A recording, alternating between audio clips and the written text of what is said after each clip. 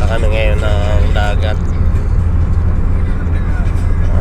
Dahil araw ngayon ng ng pahinga, holiday, walang pasok. Kaya sinamantala na namin na nakapagdagat na lang saglit para mawala-wala man lang yung mga sakit-sakit sa katawan.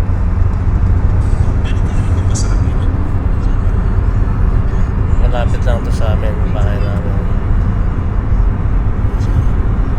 Mga pag tinakbo to, nasa 3 minuto lang nandun na kami.